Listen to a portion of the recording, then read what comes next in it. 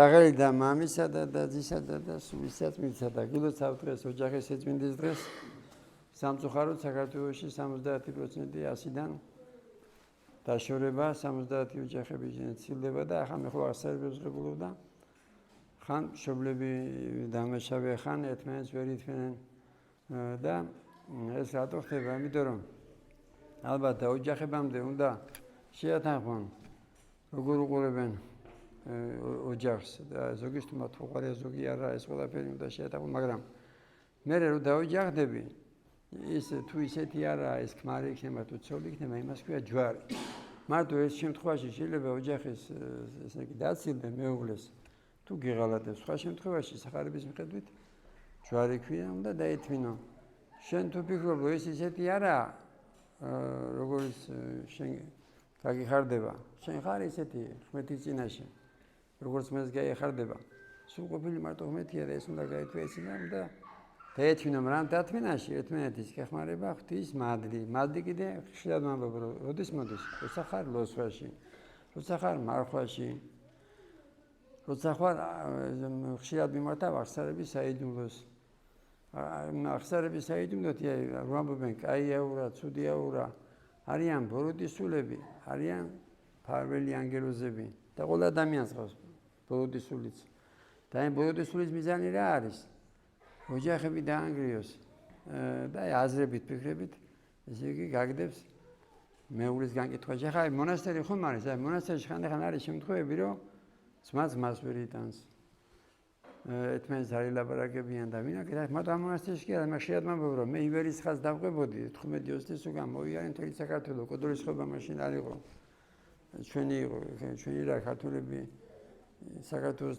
დაქვემდებარებაში იყო და აღსარებებიდან გამომდინარე ერთი და იგივე სურათი ხდებოდა ყველგან ხშირია ერთმანეთის განკითხვა რატო იმიტომ რომ ღმერთის მიზანი რა ყველა ადამიანი გადარაჩინოს და ეშმაკის მიზანი რა სადანასა და ბოროტისულების რომ ყველა ადამიანი დაღუპოს დააცილოს სიძვე რა დღეშია ქართველები დერისიბრალია მასმედიის რომლებიც არიან ეშმაკის მსახურები რომლებიც ეზამენ სიძუვის მოწინააღმდეგისადმი სხვა აზრისადმი მოღალატეებს ეძახიან ხარშის გადმოვიდა და გადავდა სიძულვი თუ მოგდები მიდიხარ ჯიჯიხეთში აჭიღება ოჯახს მткиცე რო იყოს რა არის საჭირო უნდა გაითვალისწინო რომ თუ ისეთი არა შენი მეუღლე როგორც ფიქრობ ვამბობ რომ უნდა ისი ცოდნა უნდა კონდეს რომ სრულყოფილი არის მარტო ღმერთი და უნდა დაეთვინო იმას ქვია ჯვარი ღმერთმა ხო დაეთვინა ჯვარცმა ფუთხება ლანცვა გინება წამება მაგრამ შენი ტყვი რომ ის ღმერთი იყო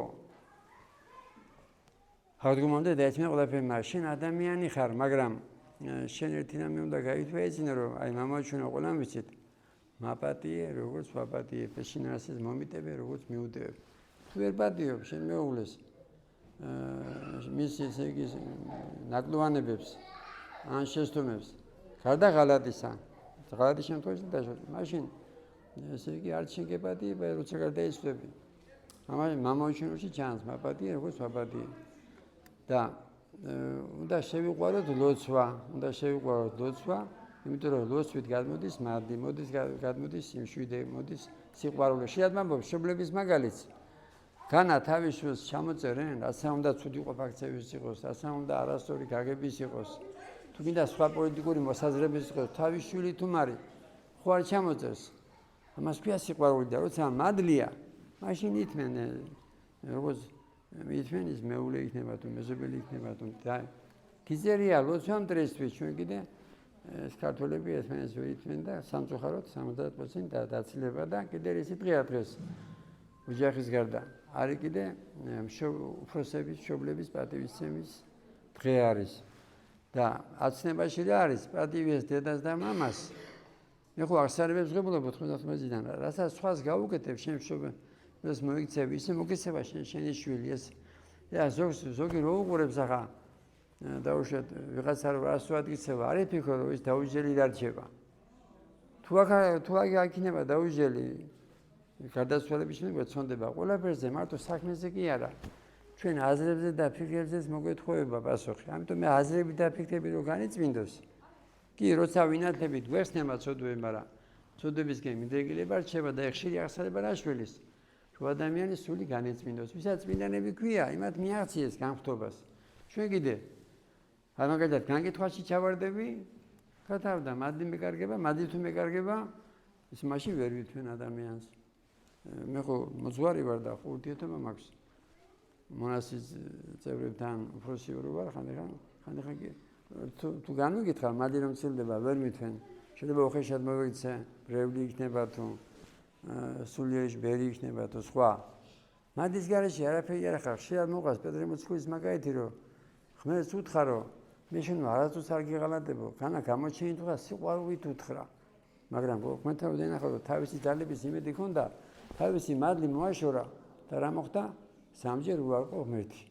თავი წინასწარმეტყველი ისეთი წმინდა კაცია, წემს იყო და ღმერთმა ამოიჩია მთელ ებრაელებში მეფედ. მიუხედავად ამისა, მოერევა მრუშობის და მკვლელობის ცოდვა.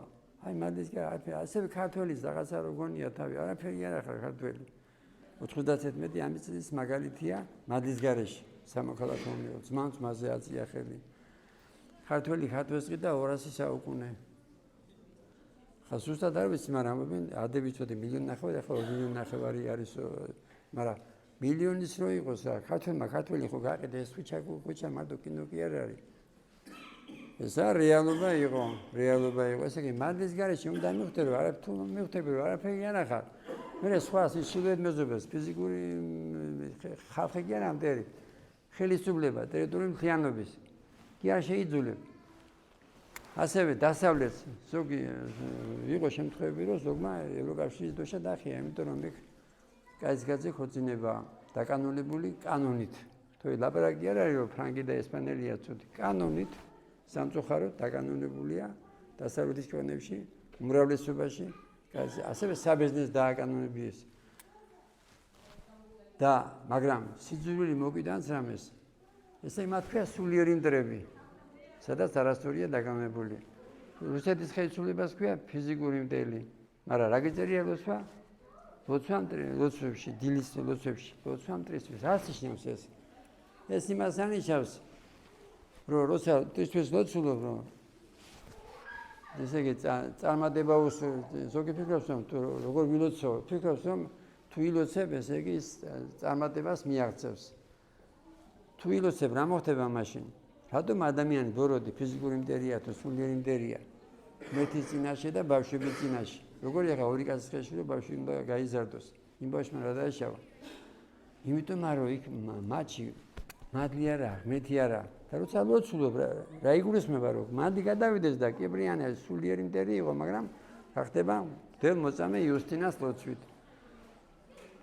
და ქეთევან წამებულის მაგალითი მომყავს, რომ ეწამებოდა ფიზიკურად, მაგრამ მათთვის ლოცულობდა, მის მაგალითს აწამებდა. ასე იყო ყველა წმინდანი, იმას ქვია მადლით. და როცა მადლში იქნები, არ იქნება ეს სამწუხაროდ დაწყდება საქართველოში ოჯახის და დაანგრევები. მადლი არ მოგაგოთ ღმერთმა. ქრისტე აღდგა.